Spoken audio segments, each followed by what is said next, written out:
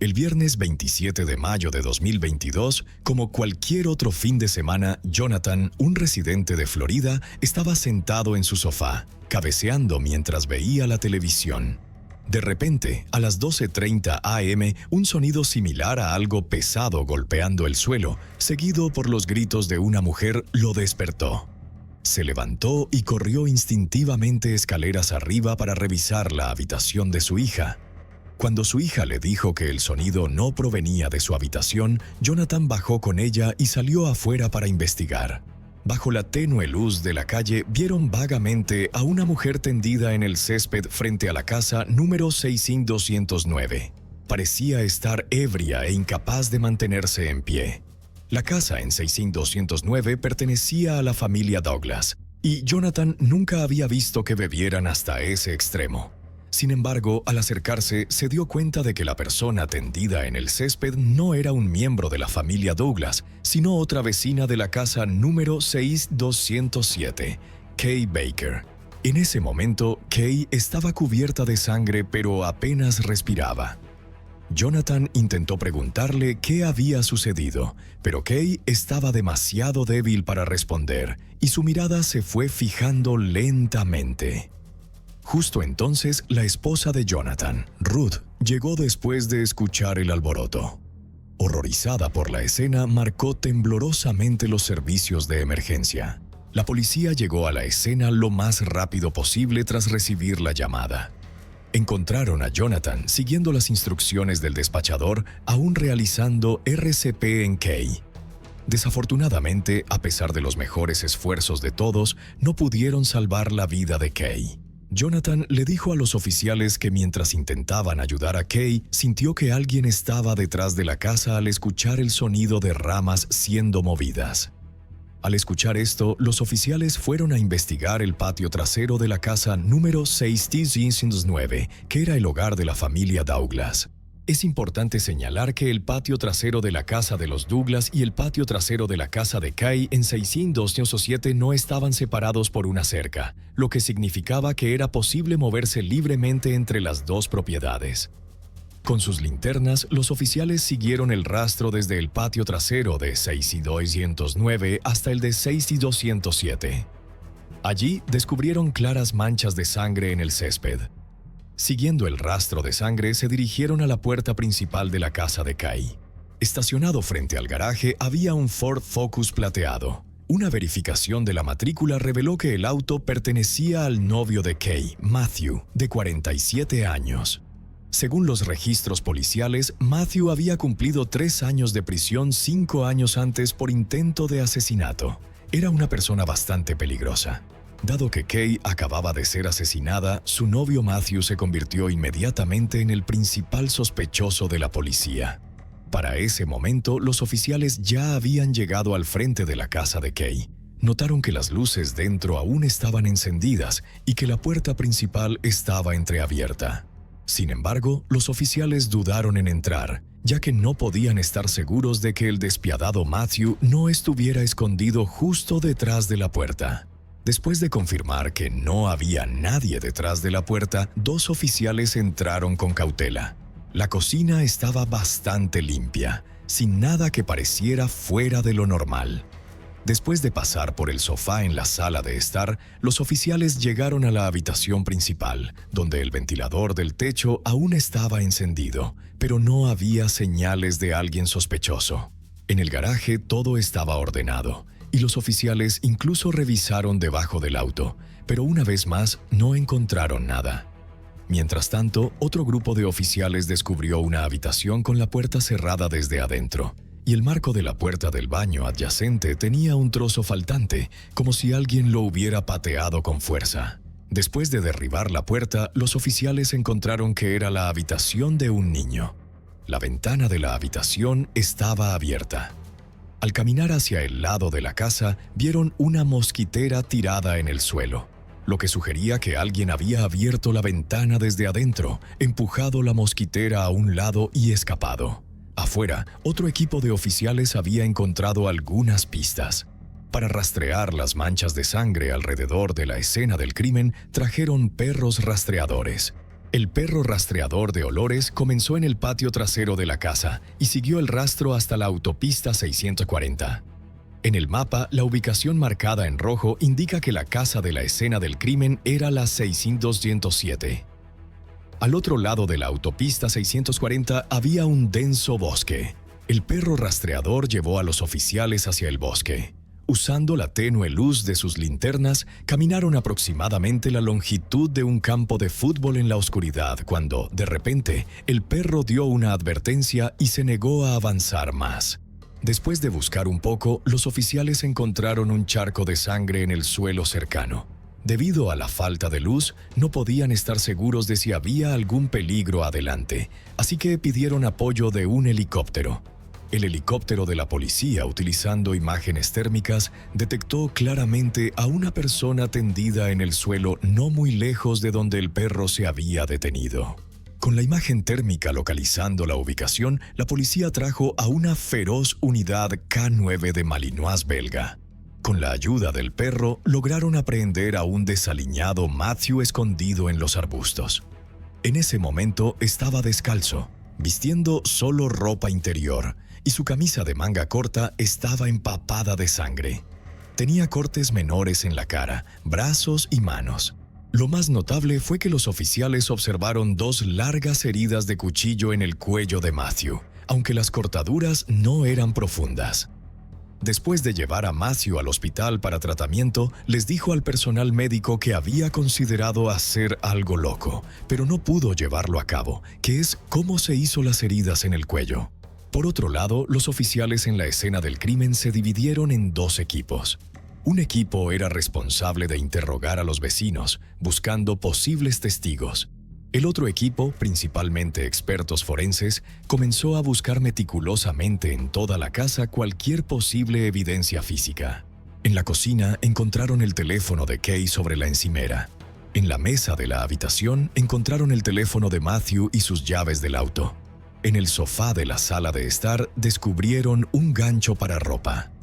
El alambre del gancho había sido cortado y doblado en una línea recta. El ADN del gancho coincidía con el de Matthew. La policía especuló que cuando Kay intentaba escapar, primero se escondió en el baño y cerró la puerta desde adentro. Matthew intentó desbloquear la puerta usando el gancho, pero falló, así que pateó la puerta para abrirla. Después, Kay huyó hacia la habitación del niño y también cerró esa puerta. En pánico, abrió la ventana, quitó la mosquitera y trató de escapar por la ventana. Desafortunadamente, Kay no pudo evadir el ataque de Matthew y colapsó en el césped del vecino.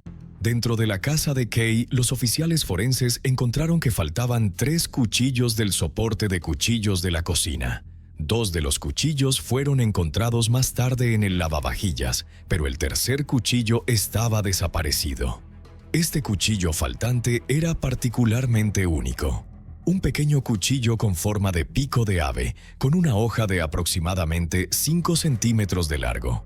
Hasta el día de hoy, el cuchillo nunca ha sido recuperado. La policía cree que Matthew usó este cuchillo para asesinar a su novia. Mientras el equipo forense estaba buscando en la casa, los oficiales afuera también hicieron un progreso significativo. El vecino de Kay en 605, Nick, les dijo a los oficiales que solo unas horas antes había estado bebiendo y charlando con Kay y su novio, Matthew, en un bar. Casualidad, Nick trabajaba como chef en ese bar. Recordó que todos estaban pasándola bien unas horas antes, pero parecía haber cierta tensión entre Kay y Matthew. La razón era que Matthew, frente a varios amigos, acusó a Kay de bailar con un extraño en el bar. Con esta pista, los oficiales revisaron las grabaciones de vigilancia del bar de esa noche. Es importante señalar que la fecha y la hora en las grabaciones eran incorrectas. La fecha correcta era viernes 27 de mayo de 2022 y las grabaciones eran de la tarde, no de la mañana. La vigilancia mostró que a partir de alrededor de las 7 p.m. de esa noche de viernes, Kay y Matthew estaban bebiendo con algunos amigos en el bar, sentados en el área exterior junto al estacionamiento. Durante ese tiempo, todos parecían estar riendo y disfrutando, y la atmósfera era agradable. La siguiente parte del video es crucial para entender los eventos que siguieron. Para para facilitar la comprensión, primero identifiquemos a las personas presentes en la grabación. En el lado izquierdo de la pantalla, la persona de negro es Nick. Como chef del bar, acababa de terminar su turno en la cocina. Dado que era fin de semana, no tenía prisa por irse a casa, y en cambio encontró un lugar para relajarse con una bebida. En la mesa en el centro de la pantalla había dos parejas. La persona con la camisa roja es Kay, y enfrente de ella, vistiendo una camisa verde oscuro, está su novio Matthew. La persona con la camisa naranja era Kelly, la amiga cercana de Kay, y enfrente de ella, con la camisa azul claro, estaba Sean, el esposo de Kelly. A las 9:59 p.m., Kay se levantó de la mesa para ir al baño. Al pasar junto a su vecino, Nick le dio una leve palmada en el hombro y lo saludó. Solo 10 segundos después, mientras bebía, Matthew miró en dirección a Kay, y al verla dirigirse al baño, la siguió. Un minuto después, a las 10:01, Kelly, con la camisa naranja, también se levantó de la mesa para ir al baño. Los baños estaban ubicados en la esquina inferior derecha de la pantalla. A las 10:01, Kay, vistiendo una camisa roja, salió del baño y comenzó a regresar a la mesa. 7 segundos después, dos personas aparecieron en la esquina superior derecha de la pantalla. Caminando al frente estaba Kelly con la camisa naranja, seguida por un hombre con una chaqueta blanca. Un extraño. Kelly y Kay se encontraron cerca de la barra y las dos comenzaron a bailar felices juntas. Después de ver a las dos mujeres bailando, el extraño que seguía a Kelly también se unió, bailando de manera casual durante unos segundos antes de pasar junto a ellas. Para la persona promedio, esta escena parecería perfectamente casual y relajada. Desafortunadamente, Matthew, que acababa de salir del baño, fue testigo de toda la situación. Echemos otro vistazo a la grabación. Es importante notar que el extraño no conocía a ninguno de ellos. Era solo un transeúnte al azar y no tuvo más interacción con ellos después. A las 10:03, Matthew había regresado a la mesa y Kay también acababa de regresar, pero no regresó a su mesa. En cambio, charló un poco más con el vecino, Nick. 2 minutos después, Kelly, con la camisa naranja, regresó a la mesa. Tan pronto como se sentó, Matthew le dijo a Kelly que había visto a Kay bailando con otro hombre anteriormente. Kelly encontró esto gracioso y de inmediato comenzó a discutir desde el punto de vista de Kay, acusando a Matthew de ser demasiado celoso. Al ver a su novia seguir charlando con el vecino Nick, Matthew se inquietó nuevamente. Se acercó a saludar a Nick, quien estaba actuando muy cariñoso con Kay mientras tanto. Después de regresar a la mesa, Matthew seguía obsesionado con el asunto del baile y, frente a todos, le dijo a Kay: «Solo admítelo». Esta discusión continuó por un rato. A las 11:39 p.m., las imágenes de vigilancia del bar mostraron a Matthew y Kay subiendo a un auto y saliendo del bar. Mientras tanto, Kelly y su esposo se quedaron atrás, esperando un taxi. A las 11:48 p.m., mientras esperaban el taxi, Kelly recibió una llamada de su mejor amiga Kay. Kay mencionó que su novio Matthew aún estaba discutiendo con ella sobre el baile. A las 11:55 p.m., Kelly recibió un mensaje de texto de Kay que decía: «Lo siento, es estúpido, pero ya está bien».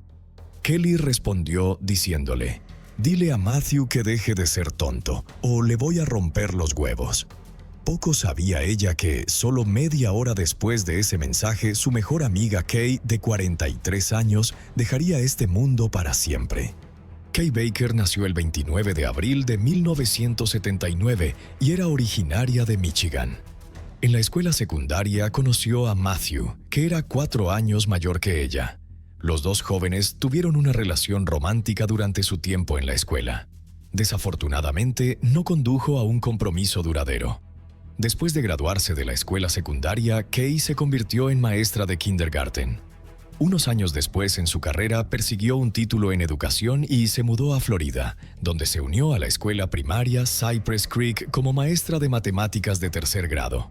Durante este tiempo, Kay atravesó un matrimonio infeliz y, tras su divorcio, ella y su exmarido criaron a sus 2 hijos juntos. Si Matthew no hubiera reingresado en su vida, quizás el camino de Kay habría sido completamente diferente. Matthew, nacido el 18 de enero de 1975, era 4 años mayor que Kay. Después de que terminó su romance en la escuela secundaria, Matthew se unió al cuerpo de marines de los UU, sirviendo durante 4 años. Tras su alta, se matriculó en la Universidad de Western Michigan y obtuvo un título en Ingeniería Informática. Después de graduarse, Matthew aprovechó su experiencia militar y su excepcional condición física para conseguir un trabajo como entrenador de lucha libre. Unos años después, cambió de trabajo y se unió a una empresa de tecnología como ingeniero informático.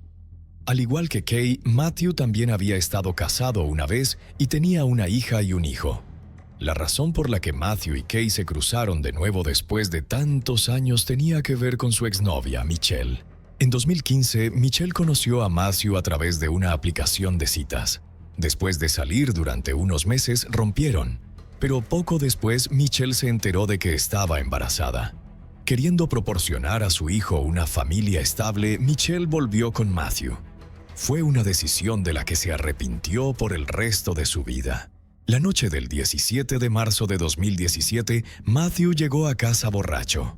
Michelle estaba sentada en el sofá viendo la televisión, tratando de ignorar a Matthew, que estaba muy intoxicado.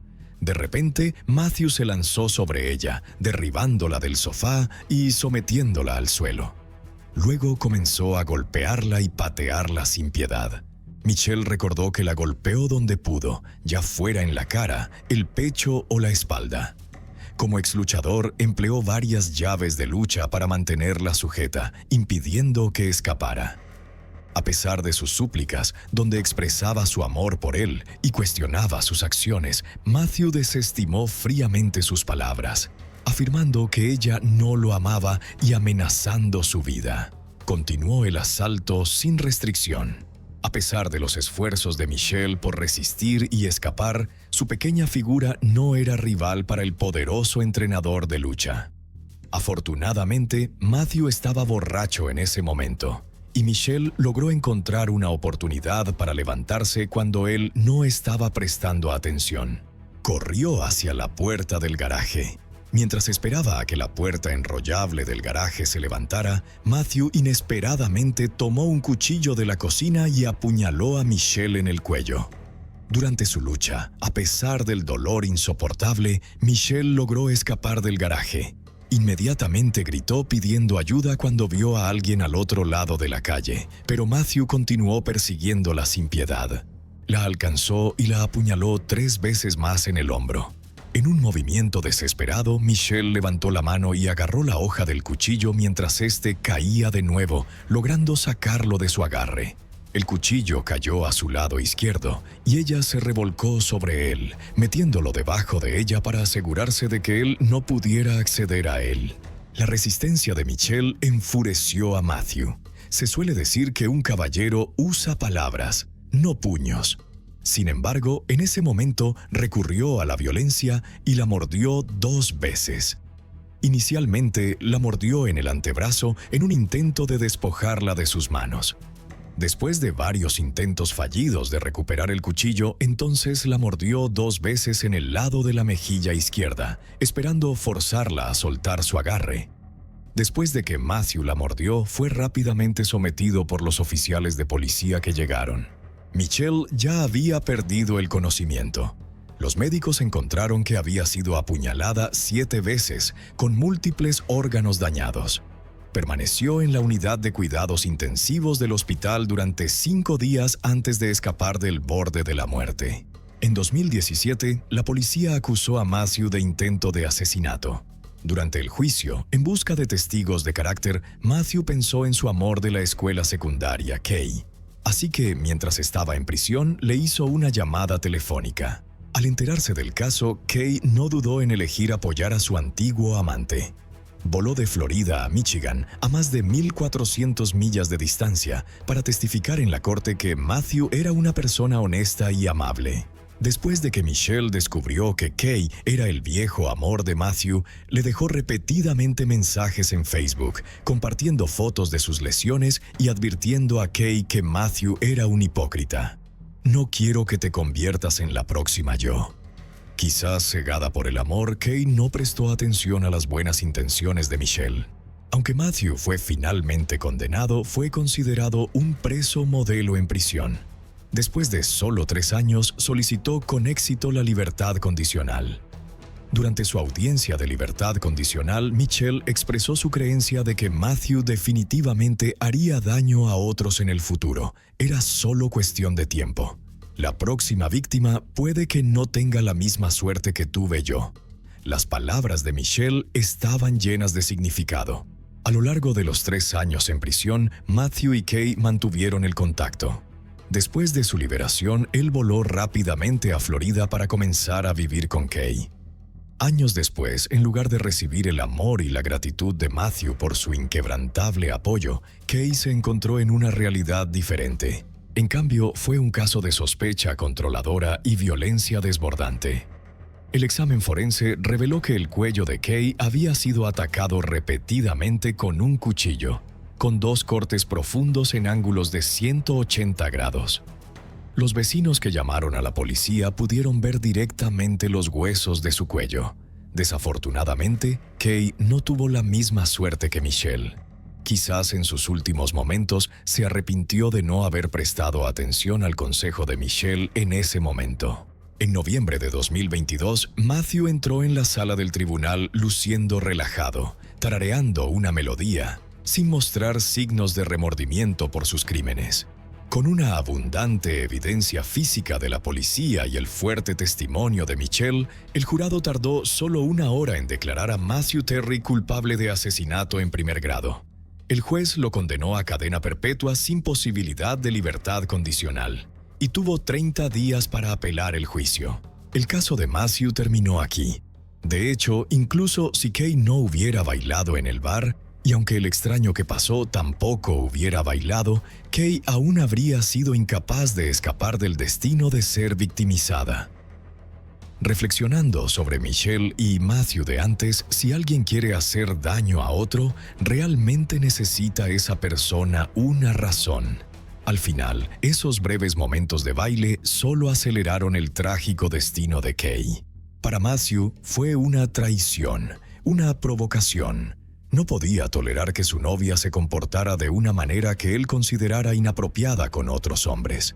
Su acto final de regresar a casa para matar a Kay demostró aún más que era un cobarde y un hipócrita que solo acosaba a los débiles. Si realmente le importaba que su novia coqueteara con otros hombres, ¿por qué no enfrentó a ese hombre? ¿Por qué solo se ensañó con su novia? En el bar claramente había pasado junto a ese hombre cara a cara. ¿Pero lo cuestionó? ¿Lo apuñaló? No, porque tenía demasiado miedo. Era solo un cobarde que solo se atrevía a acosar a mujeres. No tenía el valor de enfrentar a nadie más.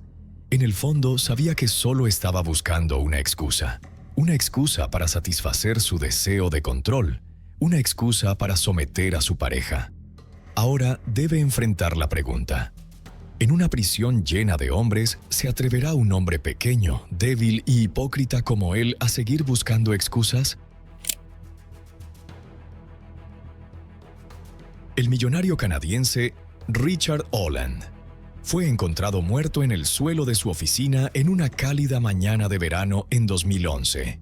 A sus 69 años era conocido por ser implacable en sus negociaciones comerciales, creando sin duda muchos enemigos a lo largo de los años. Sin embargo, la escena sugería que su asesinato fue un crimen pasional, cometido por alguien que Richard Holland conocía bien y quizás incluso amaba. El caso de hoy, a primera vista, parece sencillo, pero a medida que profundizamos encontramos peculiaridades en la evidencia, banderas rojas que insinúan una historia más profunda bajo la superficie. La investigación ha enfrentado extensas críticas y abundan las teorías sobre el crimen, algunas más descabelladas que otras. En el corazón de todo esto se encuentra una familia adinerada cuyos secretos se niegan a permanecer ocultos. Antes de sumergirnos en la historia, tomemos un momento para honrar la memoria de las víctimas. A sus familias y seres queridos extendemos nuestras más sinceras condolencias y profunda simpatía. que encuentren la fuerza para soportar este dolor inmenso y el consuelo necesario para sanar frente a una pérdida tan trágica. Ahora echemos un vistazo más de cerca. Los Holland son una de las familias adineradas más importantes de New Brunswick. En 2011, Richard Holland, conocido como Dick, poseía una fortuna valorada en aproximadamente $35 millones canadienses. Él y su hermano, Derek, habían coadministrado Moosehead Breweries hasta una muy pública lucha de poder a principios de la década de 1980. Su padre finalmente eligió a Derek, no a Dick, para hacerse cargo de la empresa, lo que llevó a un amargo enfrentamiento. A pesar de este contratiempo, Dick trazó su propio camino hacia el éxito, fundando empresas de transporte y una firma de inversiones. También fue presidente de numerosas organizaciones benéficas y desempeñó un papel clave en la llegada de los Juegos de Canadá a Saint John en 1985. Por sus contribuciones recibió el título de Oficial de la Orden de Canadá, el segundo honor civil más alto en el sistema de honores canadiense. Dick y su esposa, Connie, habían estado casados durante 46 años, construyendo una vida juntos que parecía en la superficie perfecta. Pero a medida que se desarrollaban los eventos que rodeaban su muerte, las capas de sus vidas y las de la familia Holland serían despojadas, revelando una realidad mucho más compleja y sombría. Vivían en una mansión ancestral restaurada en Rothesay, una comunidad residencial fuera de Saint John. Su único hijo, Denise, vivía con su esposa, Lisa, al lado, en la gran casa de estilo Tudor donde Dick había crecido. La pareja también tenía dos hijas, Lisa y Jacqueline, que se habían casado y establecido localmente.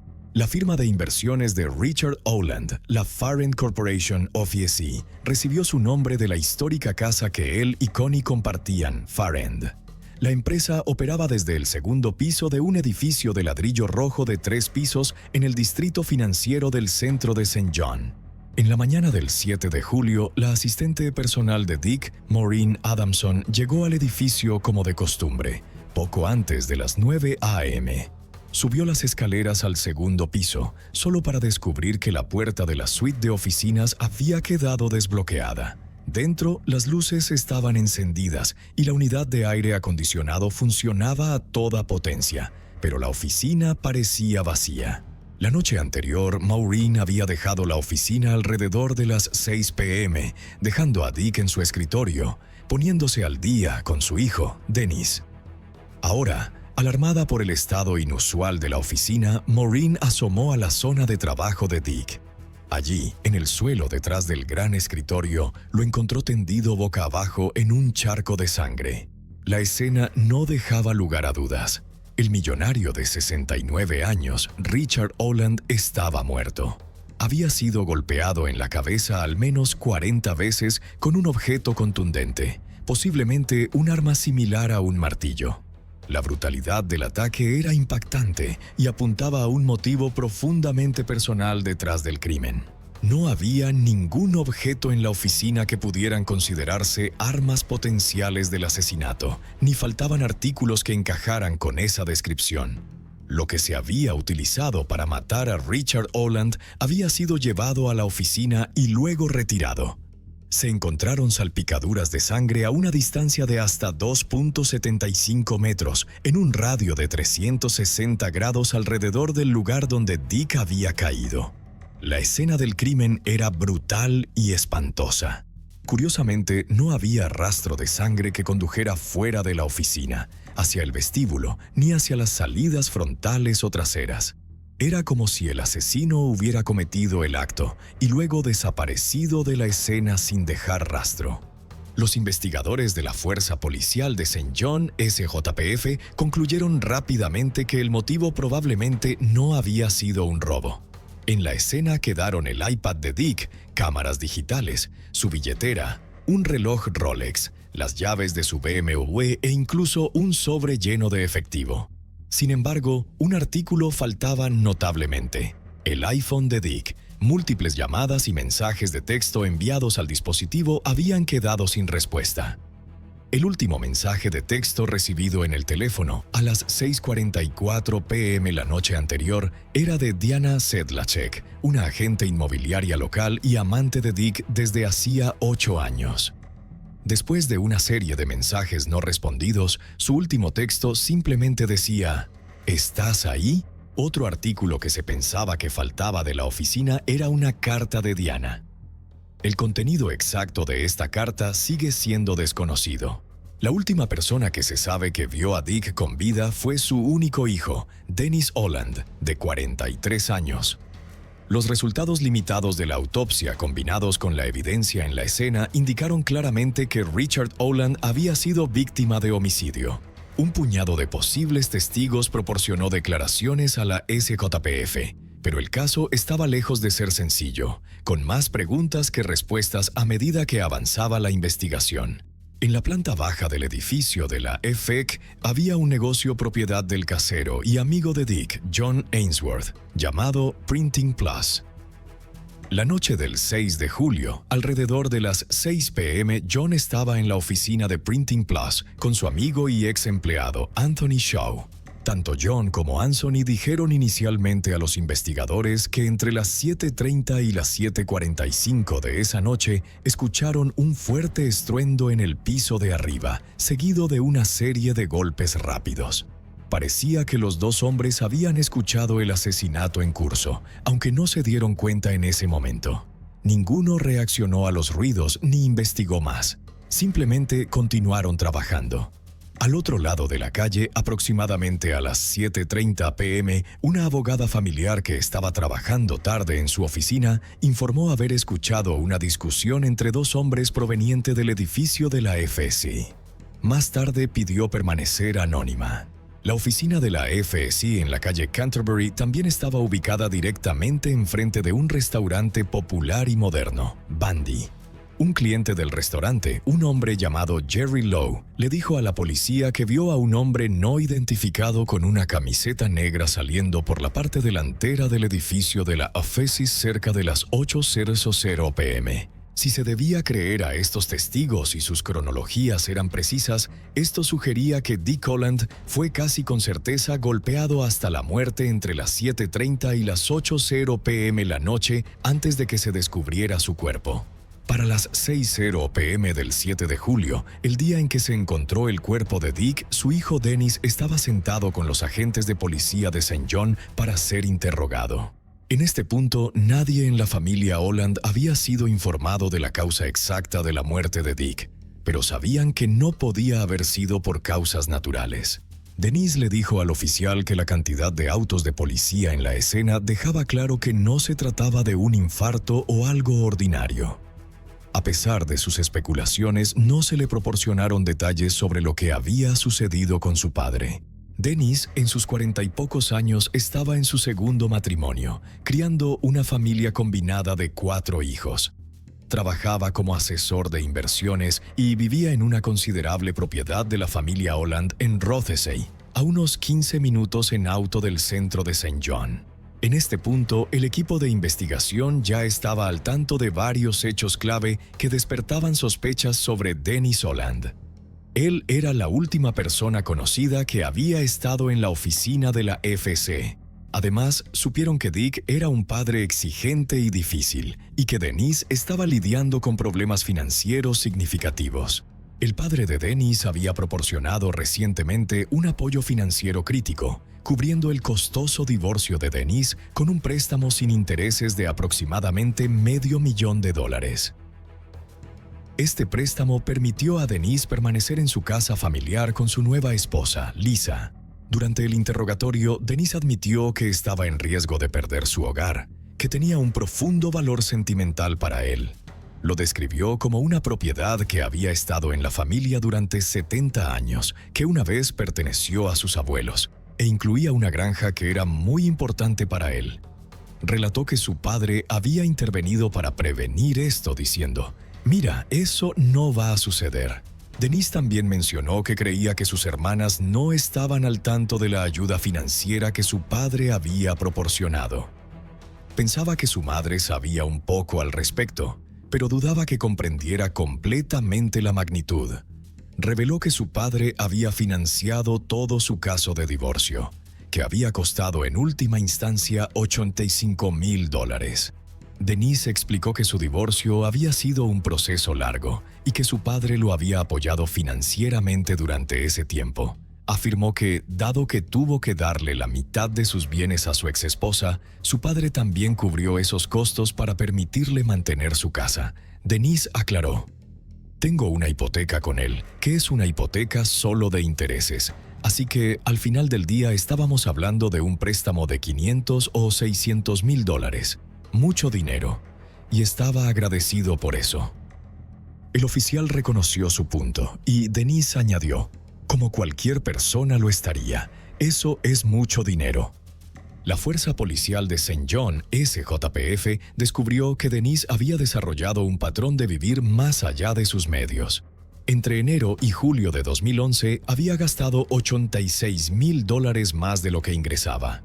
Había superado el límite de $1,603,000 en su línea de crédito y estaba $5,000 por encima del límite de $217,000 en su tarjeta de crédito. Denise también había perdido 2 pagos de poco más de $15 adeudados a DEC, así como un pago de hipoteca de poco menos de $500. Con un ingreso anual de $34,000 como corredor de bolsa y su padre como su mayor cliente, Denise era financieramente dependiente del millonario para mantener su estilo de vida. La policía de St. John sospechaba que Denise había visitado la oficina de su padre la noche anterior para pedir dinero, pero creían que su solicitud había sido denegada. Durante la primera mitad de la entrevista de Denise, parecía relajado, calmado y hablador, incluso riéndose en ocasiones. Habló sobre su relación con su padre, reconociendo que la dinámica entre ellos siempre había sido algo incómoda. Richard Holland, a pesar de su éxito, riqueza y reconocimiento en Canadá, era un hombre difícil. Socialmente, podía ser brusco y desagradable. En los negocios, era conocido por su crueldad. En casa, Dick era un padre dominante y un esposo adúltero. Sin embargo, a pesar de estos defectos, era muy respetado, y su familia a menudo excusaba sus excentricidades como parte de su naturaleza. Denise habló de su padre con admiración y crítica. Admitió que su padre no era la persona más fácil para llevarse bien, pero no hasta el punto de que alguien quisiera hacerle daño. Compartió que, después de vivir con su padre tanto tiempo, la gente llegaba a comprender su carácter y a menudo mantenía la distancia para mantener la paz. Denise también mencionó la filosofía de su padre sobre la paternidad, creyendo que no se podía ser amigo de un hijo. Denise reconoció que él tampoco quería ser amigo de su padre. Denise le dijo al oficial que no podía pensar en nadie que quisiera hacerle daño a su padre, pero comenzó a especular. Tal vez el agresor era alguien bajo los efectos de narcóticos que quería dinero. ¿Podría haber sido una exnovia? Quizás incluso su amante, Diana, por algún rencor o venganza, por cualquier razón. Cuando el oficial le insistió sobre quién podría beneficiarse más de la muerte de su padre, Denise pareció inseguro y se encogió de hombros. Sugirió que podría haber sido simplemente alguien que quería $20 para comprar narcóticos. También mencionó a una exnovia que parecía hostil y a la que se refería como Dragon Lady, describiéndola como el tipo de persona que podría actuar como un personaje de la película Atracción Fatal. Denise también admitió que no conocía a la mujer personalmente y que sus comentarios se basaban en lo que había oído de otros. Enfatizó que estas eran meras especulaciones y que no tenía evidencia concreta para respaldarlas. La conversación cambió cuando el oficial le pidió a Denise que describiera sus movimientos exactos del día anterior, comenzando después de que salió de su oficina alrededor de las 5 p.m. y condujo a la calle Canterbury para visitar a su padre. El relato de Denise sobre sus movimientos es algo confuso. Su intención inicial era llevar una colección de documentos genealógicos para discutir con su padre. La historia familiar era uno de los pocos intereses compartidos entre los dos. Denise llegó al edificio llevando una bolsa de plástico roja llena de estos documentos. Pero al llegar a las escaleras que conducían al segundo piso, de repente recordó el diario ancestral que había dejado en su oficina. A pesar de que su oficina estaba a poca distancia de la calle Canterbury, Dennis decidió volver a meterse en su auto para recuperar el diario. A mitad de esta decisión, reconsideró y regresó al edificio de la FEC con la colección original de documentos en la bolsa roja. Esto ocurrió aproximadamente a las 5:30 p.m. La asistente personal de Dick Maureen recordó más tarde que Dick saludó a su hijo calurosamente a su llegada. Los escuchó discutir sobre registros ancestrales mientras se preparaba para irse y salió alrededor de las 6:00 p.m. Dennis fue captado por una cámara de seguridad más abajo en la calle, saliendo de la oficina a las 6:12 p.m. Después de esto, la memoria de Dennis se volvió borrosa y omitió ciertos detalles al hablar con la policía. No pudo proporcionar un relato claro de ciertos eventos. Describió que aparcó en el mismo lote que su padre usaba y mencionó que caminó hacia la oficina, pero su narrativa se volvió dispersa y vaga. Parecía inseguro sobre ubicaciones específicas, haciendo referencia a un restaurante al otro lado de la calle sin ofrecer una explicación coherente. En esta etapa, los oficiales comenzaron a ver su comportamiento como sospechoso. Sus movimientos sugerían que estaba distraído, agitado y no pensaba con claridad. El tipo de comportamiento que uno podría exhibir si estuviera extremadamente alterado o planeando un acto violento. Dennis inicialmente no le dijo a los oficiales que había girado en la dirección equivocada en una calle de sentido único después de salir de la oficina a las 6:12 p.m. Además, relató cómo le envió un mensaje de texto a su esposa en ese momento para informarle que iba de camino a casa, pero accidentalmente envió el mensaje a su hermana en su lugar. Para la Fuerza Policial de St. John, SJPF, esto parecía ser una evidencia más de su comportamiento agitado y acciones inexplicables. Cuando se le preguntó sobre estas omisiones, la respuesta de Dennis solo profundizó las dudas de los oficiales. Afirmó que había pensado en ello detenidamente, pero que no consideró inicialmente que esos detalles fueran significativos. Cuando se le presionó sobre girar en la dirección equivocada, Dennis titubeó en sus palabras, sugiriendo que no se había dado cuenta de que su planificación de ruta podría ser de tal importancia. Esta serie de intercambios pintó el retrato de un hombre que estaba genuinamente confundido o que estaba evitando deliberadamente ciertas verdades, alimentando aún más el enfoque de la investigación en él. La omisión más significativa hecha por Dennis Holland durante su interrogatorio fue cuántas veces había ingresado al edificio de la FS. Mucho más tarde, la policía descubriría que la salida de Dennis a las 6:12 p.m. no fue la última. Después de eso, regresó al edificio una vez más. Afirmó que lo hizo para recuperar un libro de registro que Maureen le había pedido que entregara a su madre. Por supuesto, no quedaba nadie para corroborar su razón para regresar a la oficina por tercera y última vez. Si Dennis Holland hubiera ido a la oficina del FC para pedir dinero y le negaron el dinero, podría haber desencadenado una reacción llena de rabia. La teoría que se estaba desarrollando sugería que su primera visita a la oficina estuvo marcada por la duda. Un video de vigilancia mostró su auto pasando 3 veces por el edificio de oficinas antes de que finalmente aparcara su Volkswagen plateado. La policía de St. John no pudo explicar estos giros, notando que había muchas opciones de estacionamiento cerca.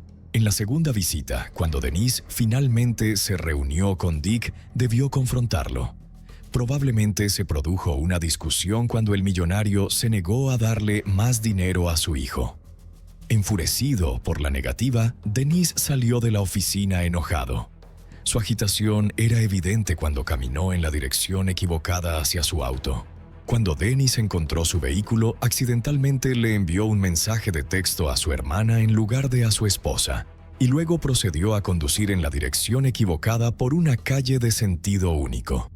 Después de eso, volvió a aparcar. Se teorizó que Dennis regresó a la oficina y asesinó a su padre. Aún así, la teoría tenía inconsistencias con la evidencia existente, específicamente la hora de la muerte. Se escucharon fuertes golpes desde el segundo piso en Printing Plus entre las 7:30 y las 7:45 p.m. Mientras tanto, los registros telefónicos de Dennis mostraron una llamada con su esposa entre las 7:24 y las 7:28 p.m., durante la cual ambos estaban en casa en Rothesay. Su esposa había estado descansando en el solarium cuando Dennis llegó, y los dos hablaron por teléfono para ubicarse en la casa. Luego hicieron algunas diligencias juntos. Para las 7:38 p.m., Dennis estaba comprando en una farmacia con Lisa. Las grabaciones de las cámaras de seguridad lo capturaron comprando algunos alimentos para la cena e incluso teniendo una charla casual con su tía, la única hermana de Dick con quien se encontró en la tienda.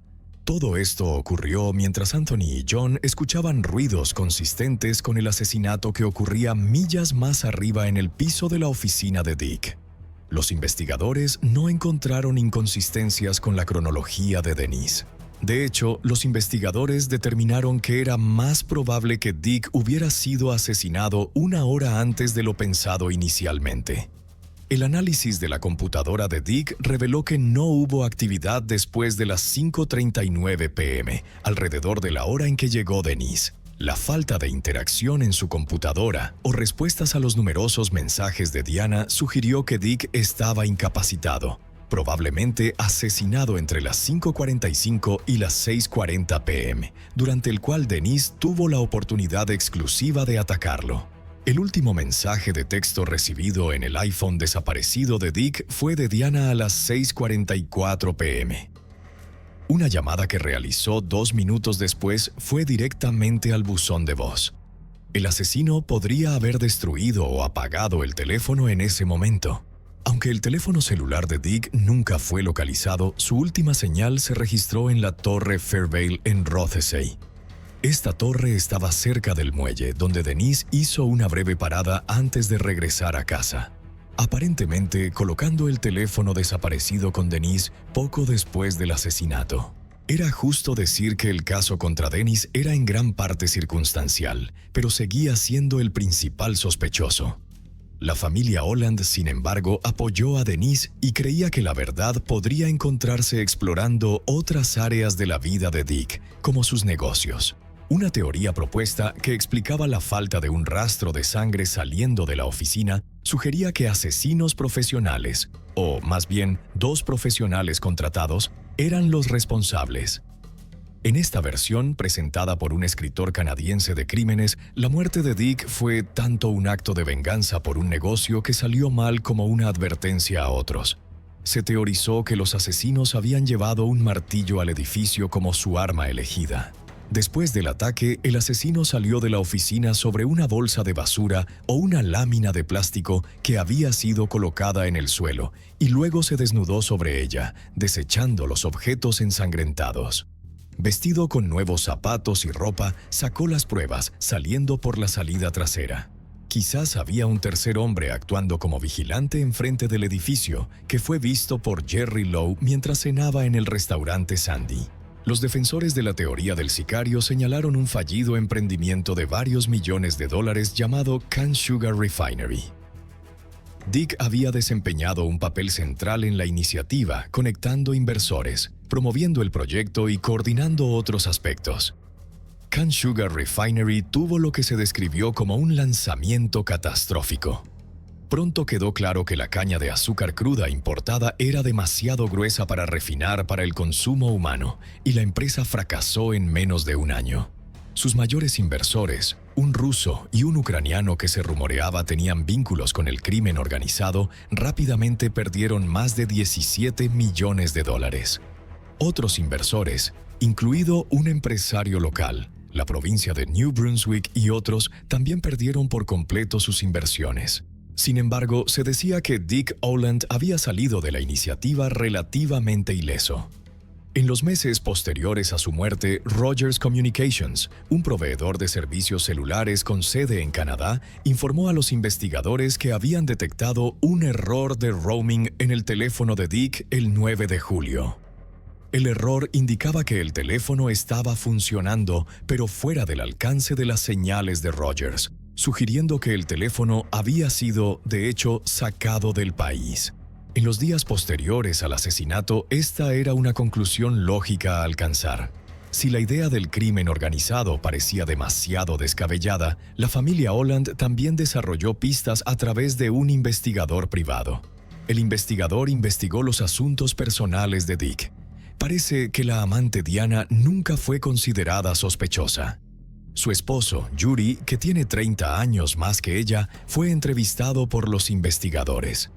El hombre de 87 años solo se había dado cuenta de la aventura de su esposa después del asesinato de Dick y fue descartado de la consideración. El investigador privado de la familia Holland descubrió otra de las novias de Dick, una asesora financiera que pasaba tiempo con Dick en el Chapman Hill Suites. También hicieron excursiones en su yate. Cuando fue interrogada, negó rotundamente la relación. La fuerza policial de St. John, SHPF, no profundizó más en esta pista, aunque había indicios, según la familia Holland, de que Diana estaba abiertamente celosa de ella. Y eso no es todo. Rumores circulaban en St. John de que Dick también había tenido una aventura con la exesposa de su hijo, Leslie. ¿Podría Denise haber matado a su padre en venganza por esta aventura? Según Denise, esto no era más que un rumor hiriente. Uno que, sin embargo, ganó fuerza en toda la ciudad. Afirmó que el rumor había sido creado nada menos que por la celosa Dragon Lady, Diana Sedlacek. El 14 de julio, la casa de Denise y Lisa Holland fue registrada extensamente por la SJPF. Dada la naturaleza sangrienta de la escena del crimen, anticiparon localizar varios objetos manchados, o quizás incluso el arma y el teléfono celular desaparecido. Se incautaron más de 50 artículos, incluidos zapatos, pantalones, camisetas, pantalones cortos azules, un cubo de basura del baño y su teléfono celular. También se excavaron partes del jardín de la familia, en un esfuerzo por encontrar evidencia enterrada en el muelle Ranforth, donde Denise se detuvo de camino a casa. Los equipos buscaron y recorrieron el área. 2 testigos vieron a Denise en el muelle esa noche, pero ninguno lo vio tirar nada al agua o deshacerse de ningún objeto. También se registró el barco de su esposa, el Loki. El auto de Denise, un Volkswagen plateado, fue examinado durante 16 horas en 3 días utilizando fuentes de luz alternativas, agentes químicos e hisopos de ADN. Los equipos forenses no encontraron nada en el vehículo. Aunque le envió un mensaje de texto a su hermana justo después de que se le sospechara de haber golpeado a su padre, no había sangre en el teclado de su BlackBerry. Solo se ubicó una pieza de evidencia incriminatoria: una chaqueta deportiva marrón con manchas de sangre visibles. Las grabaciones de seguridad de una cafetería Tim Hortons el 6 de julio capturaron a Dennis usando la misma chaqueta. Maureen había notado que él aún la llevaba puesta cuando llegó a la oficina. Recordaba por qué era una elección extraña en el calor sofocante. Denise había proporcionado información incorrecta a la policía cuando le preguntaron qué llevaba puesto el día en que mataron a su padre. Afirmó muy claramente que llevaba un blazer azul marino, no una chaqueta deportiva marrón. Describió con confianza su atuendo, enfatizando que la vigilancia lo confirmaría: pantalones, zapatos, una camisa de vestir con cuello y un blazer azul marino.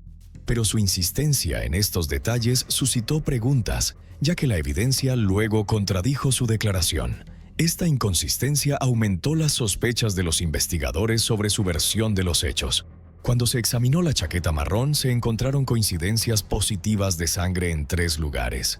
Las manchas eran extremadamente pequeñas, pero el ADN coincidía con el de Dick Holland. Los miembros de la fuerza policial de St. John arrestaron a Dennis Holland, el hijo de Richard Holland, y lo acusaron de asesinato en 2º grado. Cuando Dennis Holland fue a juicio en septiembre de 2015, había controversia sobre el manejo del caso por parte de la policía de St. John. Su tratamiento de la escena del crimen generó dudas sobre la integridad de la evidencia física. En las horas posteriores al horrendo descubrimiento, la escena se había convertido en un espectáculo. Múltiples personas no autorizadas ingresaron a la oficina, y hasta 16 oficiales entraron a la escena del crimen el primer día sin cubiertas para los zapatos ni guantes. El área también se había acordonado de manera inapropiada.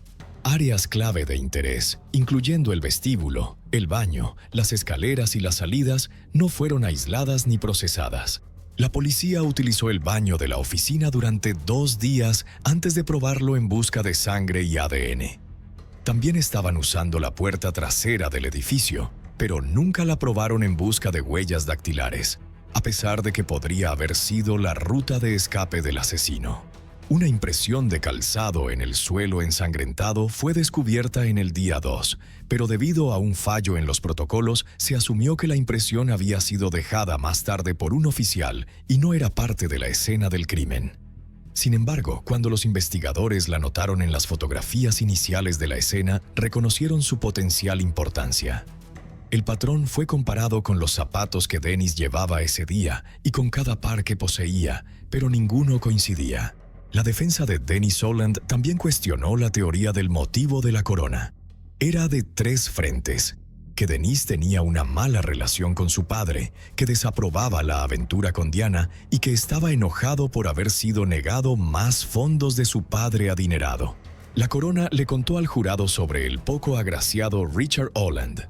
Se les habló de un hombre con un velero de varios millones de dólares en pedido en España, pero que mantenía a su esposa, con la que llevaba más de 45 años, con un estricto presupuesto de $2,000 al mes y exigía que ella guardara los recibos de gastos.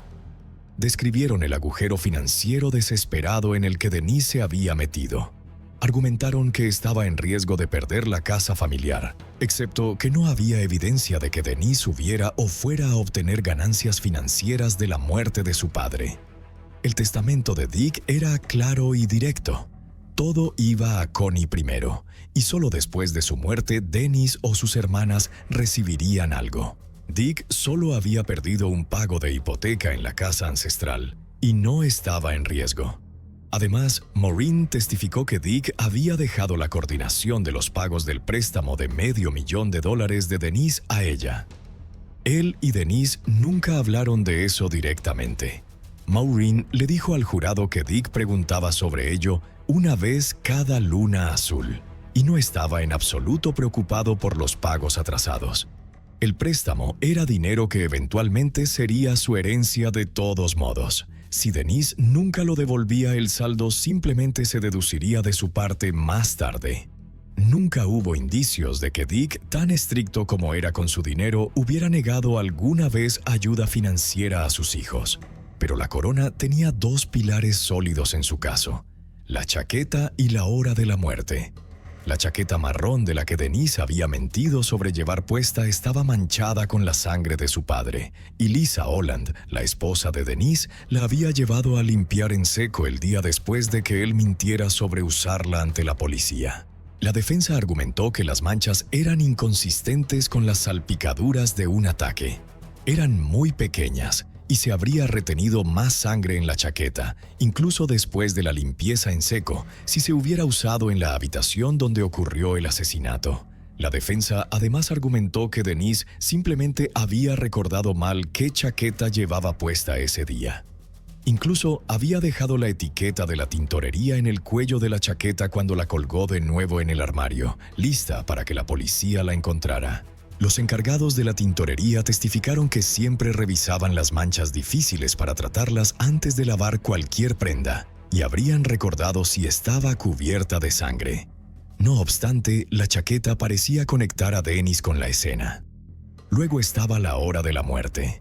La posible discrepancia con las declaraciones de los testigos se superó cuando Anthony Shaw y John Ainsworth de Printing Plus dijeron que ya no podían estar seguros de la hora de los ruidos en el segundo piso. Anthony había declarado originalmente: "Sabía que fue un tiempo después de llegar y bastante tiempo antes de irme, así que estimaría que fue alrededor de las 7:30 p.m. Cuando testificó en el juicio, Anthony contradijo esa declaración anterior y le dijo al jurado que podría haber sido mucho más temprano. Los ruidos ocurrieron en algún momento entre las 6:00 p.m. y las 8:00 p.m. John. Por otro lado, estaba distraído por sus problemas con la computadora esa noche. Ya no estaba seguro de que los ruidos ocurrieran alrededor de las 7:30 p.m. La corona creía que la inactividad de Dick en todos los dispositivos electrónicos, que terminó mucho antes en la noche, justo antes de las 6:00 p.m. y nunca se reanudó, incluso después de que Denise había salido de la oficina, era una clara indicación de que había sido asesinado mientras Denise estaba en la habitación con él. Para el asombro de la familia Holland y muchos que habían estado siguiendo el juicio, Dennis Holland fue condenado por el asesinato de su padre. El juicio fue el más largo de la historia de la provincia, duró 37 días en 3 meses y se convocó a más de 40 testigos. Un mes después del veredicto, su equipo de defensa presentó una apelación. Afirmaron, entre otras cosas, que el juez en el juicio había dado instrucciones incorrectas al jurado sobre las declaraciones erróneas de Denise a la policía sobre su chaqueta marrón. El juez no había instruido a los jurados que podían interpretar la declaración como un error. Estos pantalones, los zapatos, la camisa de vestir y un blazer azul marino. Sin esta instrucción, el jurado se quedó solo con la interpretación de la corona de que Denise simplemente había mentido. Los jurados podrían haber llegado a la conclusión de que el apelante mintió sobre la chaqueta que llevaba puesta, y en los momentos finales de sus deliberaciones destilaron de ese hallazgo Vare la clave para el veredicto. Por lo tanto, sostiene que la condena debe ser anulada y que se debe ordenar un nuevo juicio. La corona no ofreció ninguna nueva evidencia cuando el caso fue reexaminado un año después. Sin embargo, el equipo de defensa contrarrestó la evidencia incriminatoria de manera más exhaustiva. Un error técnico cometido por las fuerzas del orden al utilizar bases de datos inapropiadas para verificar los antecedentes de posibles jurados casi causó un juicio nulo. El caso continuó, pero como un juicio sin jurado ante el juez Terrence Morrison, quien emitiría el veredicto final. El juez encontró dudas razonables en más de un aspecto. Consideró que el testimonio de Anthony Shaw era poco sincero, creyendo que la animosidad de Anthony hacia Dennis había impactado su testimonio. La declaración anterior que había dado a la policía que afirmaba que los golpes en el segundo piso ocurrieron a las 7:30 o 7:45 p.m. se consideró más veraz. Hizo esa declaración antes de saber que Denise era el principal sospechoso. El juez escribió que si Dick había sido asesinado en algún momento después de las 7:00 p.m., Denise no podría haber sido el asesino. En respuesta al ADN encontrado en la chaqueta marrón, la defensa explicó que en los meses previos al asesinato, Dennis y Lisa se habían quedado un tiempo en la casa de Dick y Connie mientras se realizaban renovaciones en la suya. Durante ese tiempo, mientras Dick y Connie estaban de viaje, se alojaron en la suite principal, y Denise había colgado su ropa junto a la de su padre en el armario del dormitorio. El juez determinó a partir del testimonio de expertos que las manchas en la chaqueta eran probablemente de una transferencia, no salpicaduras de un ataque. El juez también luchó con la evidencia que sugería que Dick tenía alcohol en su sistema en el momento de su muerte. Había estado en la oficina todo el día, almorzó en su escritorio y no había alcohol en el edificio. La pregunta seguía en el aire. En algún momento durante el día, o quizás después de que Denise se hubiera ido, Dick salió a tomar una copa. Las pruebas sugirieron que no había tomado una bebida durante varias horas antes de morir, pero nunca establecieron un marco de tiempo firme. El juez llamó a esta evidencia un misterio.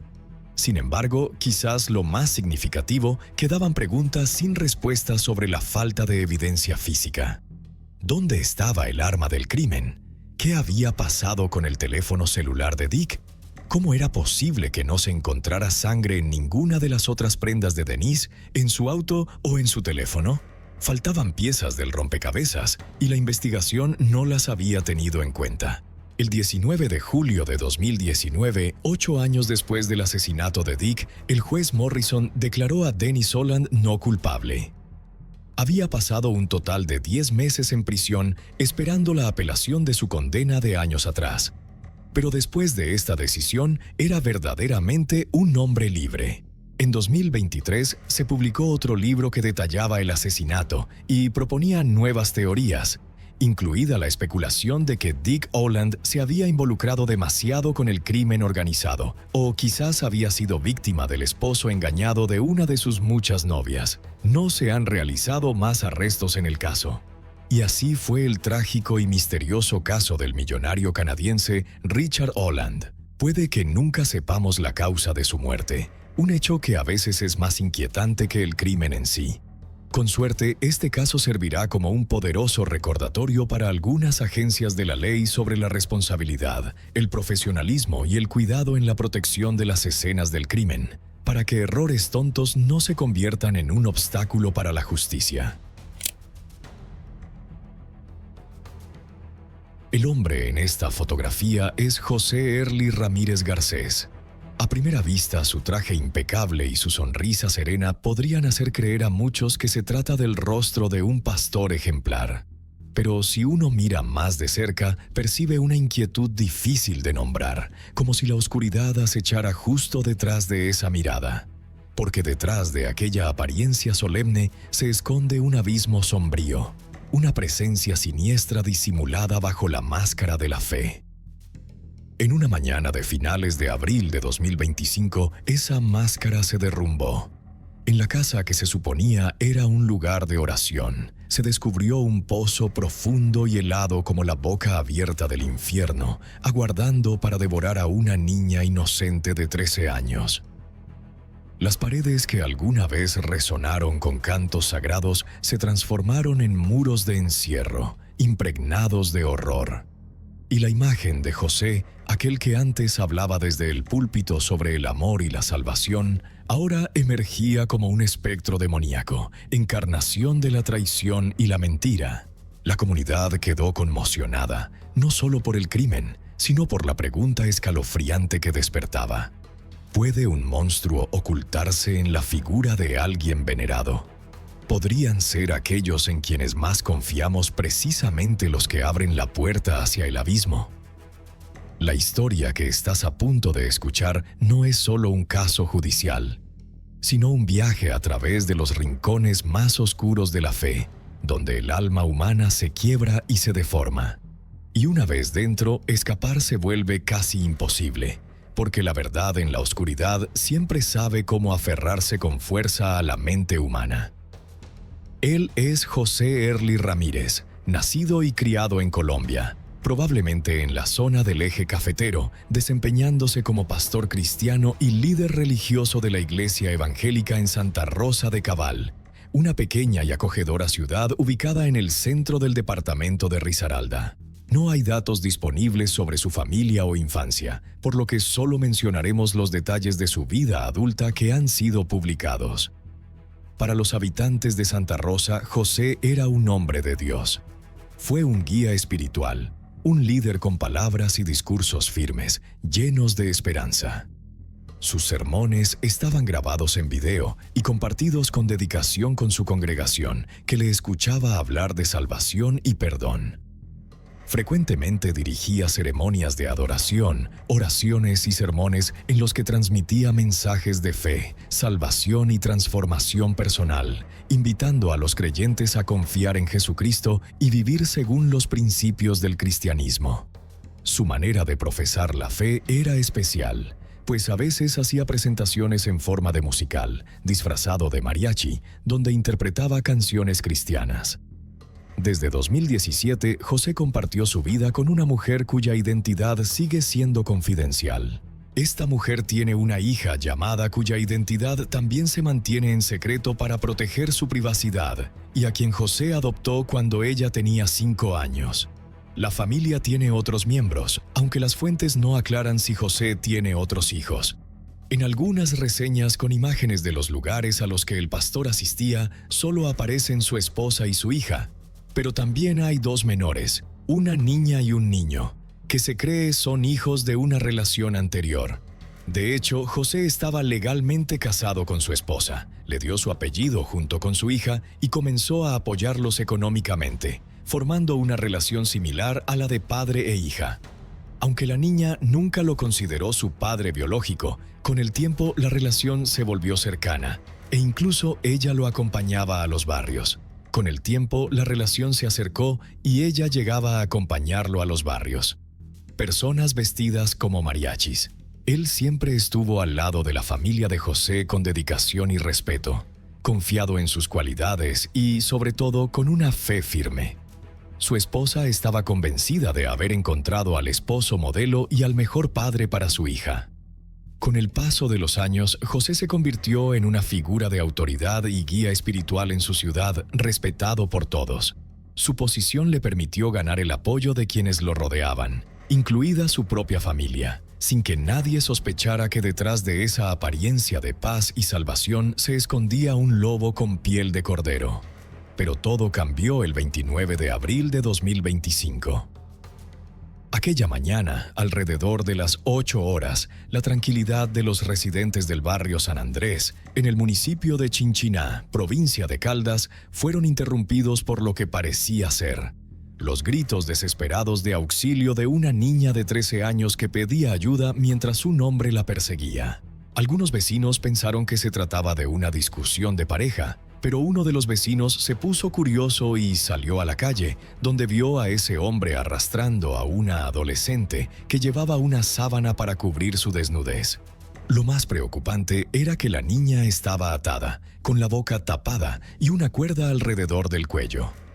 Al ver esto, la mujer se acercó y le pidió al hombre que soltara a la niña, que estaba casi inconsciente. Aunque el hombre le dijo a la mujer que no interviniera y trató de arrebatarle a la adolescente, el vecino comenzó a pedir ayuda a otros residentes. Su llamado fue escuchado. Diego Osorio también escuchó los gritos de la niña, pero pensó que tal vez era solo una pelea de pareja o algo relacionado con el alcohol, porque no podía entender claramente lo que estaba pasando exactamente. Cuando se acercó a donde estaba la niña, ella se dio cuenta de que tenía la boca tapada.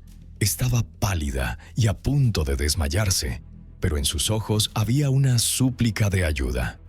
Inmediatamente, Diego intentó quitar la cuerda que rodeaba su cuello, pero estaba tan apretada que le tomó varios minutos lograrlo. El hombre comenzó a alejarse lentamente y yo vi que la niña se tapaba la boca aquí y allá, pero luego entendí que me estaba pidiendo ayuda con la mirada. La niña me dijo que el hombre la vio y la dejó atada, abandonada allí. A unos 3 o 4 metros había una casa donde él estaba cavando un hoyo para enterrarla. Si se acercaba, intentaría llevarla de una manera muy cruel, ya que ella estaba completamente desnuda. La niña estaba totalmente desnuda, pero trataba de cubrirse con la sábana. En ese momento, ella reaccionó y entre lágrimas dijo que ese hombre la había perseguido, atado y maltratado. Además, había un hoyo cerca de la casa donde planeaba enterrarla. La niña, en un estado de angustia, contó que, tras confirmar que la puerta estaba cerrada con llave, decidió saltar por una ventana en un acto desesperado. Pero el hombre se dio cuenta de que había escapado y comenzó a perseguirla. Lo más escalofriante del caso es que la niña señaló que el agresor no era otro que su padrastro, José, un pastor que supuestamente era una persona responsable y respetada en la comunidad. Al escuchar esto, Diego comprendió la gravedad de la situación y salió a buscar al hombre, pero ya era tarde porque el agresor había subido a un vehículo y huyó rápidamente. Aunque el vehículo chocó a pocos metros del lugar contra algunos árboles, el agresor tuvo que abandonar el coche y correr hacia la montaña. Debido a la gravedad del caso, las autoridades fueron alertadas de inmediato y trasladaron a la joven a la montaña.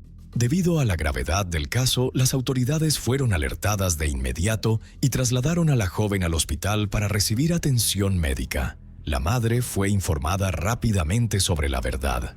Al principio no podía creerlo, porque pensaba que su hija estaba en la escuela.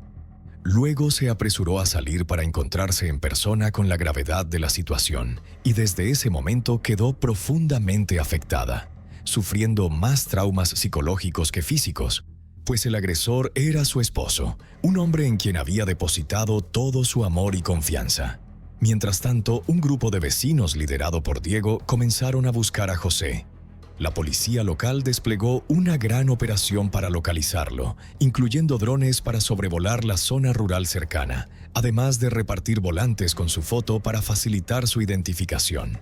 Finalmente, alrededor de las 6 de la tarde, la comunidad informó a las autoridades sobre la presencia del sujeto en una acera. Sin embargo, antes de que llegaran los agentes, una multitud de vecinos se enfrentó a él a golpes y gritos de justicia, hasta que la policía llegó justo a tiempo para evitar una tragedia mayor. Fue trasladado al hospital para recibir atención médica por las heridas sufridas durante el enfrentamiento. Como primer paso, fue presentado ante la fiscalía con una orden judicial, pero lo más aterrador vino después. La investigación reveló que el pastor había engañado a su hijastra para llevarla a la propiedad, donde presuntamente cometió el abuso. El día del incidente, la niña de 13 años faltó a la escuela porque José le dijo que él compraría la casa donde ocurrieron esos hechos para regalársela a su madre por su próximo cumpleaños y pidió que la chica lo acompañara para entregarle el regalo. Claramente, José llevó a su hija a un camión y la llevó a un lugar donde la ató de manos, pies y cuello. Luego la llevó a la casa donde se le acusa de haber abusado de ella. Pero en un descuido, la chica logró desatarse, escapar por la ventana y correr a pedir ayuda a los vecinos, quienes brindaron testimonios muy útiles para determinar la conducta del pastor durante el tiempo en que la menor estuvo retenida. Un testigo dijo a un medio local que el hombre llegó a la casa esa mañana alrededor de las 6 y puso música cristiana a un volumen alto. Aunque les pareció extraño, después de esos eventos entendieron que tal vez su intención era usar la música para ocultar los gritos de auxilio de la niña, o mientras él observaba a la chica escuchar música cristiana. Esta acción, mezcla de pura crueldad y engaño calculado, dejó a la comunidad profundamente impactada. Se preguntaban cómo un hombre que predicaba sobre el amor y la salvación podía traicionar su fe y su propia familia de manera tan profunda. La investigación realizada por la Fiscalía General continuó revelando más detalles alarmantes sobre su caso. Según los investigadores, en la casa donde ocurrieron los hechos encontraron un hoyo en el suelo que se cree fue cavado por el pastor. Las autoridades sospechan que el hombre planeaba acabar con la vida de la chica y enterrarla ahí. En las redes sociales la historia se difundió rápidamente, compartida millones de veces y condenando la conducta del pastor. Por eso, las autoridades pidieron a la ciudadanía evitar difundir imágenes y videos de la chica para respetar su privacidad y la de su familia. Mientras tanto, la menor sigue protegida por el Instituto de Bienestar Familiar de Colombia, recibiendo atención médica y psicológica. José fue presentado ante un juez el 1 de mayo para definir las medidas cautelares. La Fiscalía reunió pruebas contundentes en poco tiempo, con medios sólidos que demostraban la responsabilidad del acusado, incluyendo imágenes de cámaras que captaron a la víctima, testimonios de vecinos y evidencias encontradas en la casa donde ocurrió el suceso. La madre de la víctima, destrozada por lo ocurrido, dio testimonio en la corte, describiendo su dolor y cómo José la engañó, manipulando su confianza desde el principio hasta traicionarla después. Aunque la fiscalía pidió que se le imputara intento de homicidio intencional, argumentando que José tenía la intención de acabar con la vida de la chica y luego enterrarla en el hoyo encontrado en la casa. El juez no aceptó ese cargo porque era solo una suposición basada en las pruebas, y no había evidencia médica que demostrara que la menor estuviera en estado crítico casi al borde de la muerte. Además, según el abogado de la familia, la ley colombiana establece que se juzga a las personas por lo que hacen, no por lo que piensan o planean. A pesar de las pruebas en su contra, José no reconoció los cargos. Por eso fue acusado de secuestro agravado y abuso sexual, y el juez ordenó su detención preventiva mientras espera el juicio. La indignación en la comunidad creció. Poco después se supo que no se le imputaban otros cargos graves. Ante esto, la gente atacó a la iglesia cristiana y al pastor, lo que llevó a las autoridades a pedir calma, respeto por los derechos ciudadanos y no tomar la justicia por mano propia. Algunos comenzaron a culpar a la madre, argumentando que claramente desconocía el peligro al que su hija estaba expuesta. Sin embargo, ella aseguró que no sospechaba nada desde la última vez que vio a su hija esa mañana, cuando la niña llevaba el uniforme y parecía lista para ir a clases. La comunidad quedó dividida. Mientras algunos exigían justicia y la aplicación inmediata de la ley, otros apostaban por una explicación espiritual, basada en la idea de posesión demoníaca como causa del acto. La ira aumentó cuando algunos miembros de la congregación defendieron al pastor, asegurando que él no actuó por su propia voluntad. Decían que había sido poseído por fuerzas oscuras y que todo era obra de un poder malvado. El mal exige oración y sanación espiritual en lugar de justicia. Incluso hubo publicaciones en redes sociales que afirmaban que la madre de la víctima apoyaba esta versión. Estas declaraciones generaron una ola de críticas y rechazo por parte de varias organizaciones dedicadas a la protección de los derechos infantiles, quienes advirtieron a la sociedad y al sistema judicial que no aceptaran una defensa basada en la posesión demoníaca. Algunos señalaron que sugerir que las acciones de un hombre adulto fueron causadas por fuerzas sobrenaturales no solo es ilógico, sino también peligroso, porque lo exime de responsabilidad por los abusos cometidos y minimiza el sufrimiento de la víctima, quien mostró un valor admirable al escapar y denunciar, dejando claro que no hay duda de que lo ocurrido no fue obra del demonio, sino una decisión consciente de José. Para muchos, José es visto como un falso pastor en el púlpito, incitando al engaño y explotando la fe en beneficio propio. La defensa que algunos miembros de su iglesia intentaron hacer solo avivó la ira colectiva. Las comunidades salieron a las calles para exigir justicia y el cierre de la iglesia bajo el liderazgo de José. Muchos se preguntaron cómo la fe puede ser distorsionada para proteger verdades tan crueles. Este caso también plantea muchas preguntas y ofrece perspectivas profundas sobre el papel de los líderes evangélicos y la confianza depositada en ellos. El uso de la música gospel para encubrir crímenes tocó una fibra sensible en la comunidad evangélica en Colombia y en otros lugares. El caso generó una reacción emocional no solo en la comunidad, sino también en todo el país, así como entre los presos en la cárcel de Caldas. Como en muchas otras instituciones, los centros de rehabilitación del mundo, en la prisión donde José está detenido, existe una llamada ley penitenciaria, que considera despreciables los crímenes cometidos contra menores, y por ello quienes cometen estos delitos suelen ser rechazados y acosados por otros presos. Por eso, los presos le enviaron algunos mensajes fríos a través de las redes sociales. Un mensaje en particular fue impactante, diciendo que estaban esperando un castigo más severo que el que él había montado para enterrar a la niña, algo que funcionó con electricidad y agua. Este mensaje se difundió rápidamente, reflejando la ira y el rechazo que quienes analizan el crimen sienten como el más profundo desprecio. La publicación se volvió rápidamente tema de discusión en plataformas digitales y acumuló más de 1 millón de me gusta de usuarios que claramente apoyaban la violencia intencionada. Aunque la situación de José se volvió cada vez más peligrosa, hasta mediados de mayo de 2025 no se reportaron incidentes en su contra. Por otro lado, se esperaba que se designara a un fiscal para liderar la fase formal de acusación contra José. Según el testimonio del abogado de la víctima, una vez designado, el fiscal tendrá un plazo de 30 días para solicitar una audiencia preparatoria y alrededor de 45 días después de dicha audiencia se dictará la sentencia oral. Durante ese tiempo, es crucial que la Fiscalía y la defensa estén alerta para no perder los plazos establecidos, pues los acusados podrían solicitar su libertad. El representante legal de la víctima enfatizó la importancia de solicitar un trámite rápido del caso, considerando que es un asunto grave que requiere atención urgente. Si José es declarado culpable de estos hechos, la posibilidad de que reciba al menos 40 años de prisión es algo que la comunidad exige constantemente como castigo ejemplar. Al momento de realizar este estudio, a mediados de mayo de 2025, la niña seguía bajo el cuidado del Instituto Colombiano de Bienestar Familiar, donde recibe apoyo psicológico. Aunque su valentía al escapar y denunciar lo ocurrido inspiró a muchos, todavía queda un largo camino por recorrer hacia su completa sanación. El caso de José representa algo más que un abuso simple.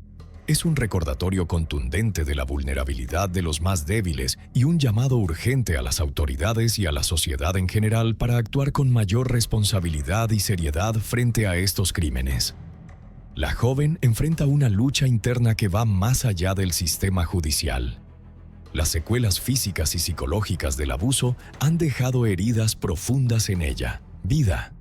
Aunque ella tuvo que soportar una de las experiencias más devastadoras, dice que cuenta con las herramientas necesarias para superar el trauma y comenzar a reconstruir su bienestar. Por otro lado, José, quien fue admirado por muchos durante años, ha visto cómo su vida y reputación se han deteriorado. Su caso es un ejemplo del poder de la manipulación y la confianza ciega, que a menudo se deposita en figuras de autoridad, especialmente en el ámbito religioso. Aunque el proceso judicial sigue en curso, la comunidad y la sociedad no pueden seguir ignorando lo que ha sucedido. La esperanza de justicia para las víctimas sigue viva en lo más profundo de quienes creen en la defensa y el respeto de los derechos humanos. Este caso llegó a su fin, pero el eco aún resuena, como un recordatorio de la fragilidad de la fe y el peso de la traición. Solo por aprovecharse de la confianza y ocultar el crimen bajo una fachada de moralidad, un hombre que alguna vez fue venerado terminó destruyendo a su propia familia, sembrando dolor en su esposa e hijos y dejando una cicatriz imborrable en el alma de una niña. Esta es una campana de advertencia para la sociedad. No podemos depositar una confianza ciega en nadie, especialmente en aquellos que se amparan bajo el nombre del poder o de la religión. La vigilancia, la protección mutua y la defensa de la justicia son el único camino para evitar que se repitan tragedias semejantes.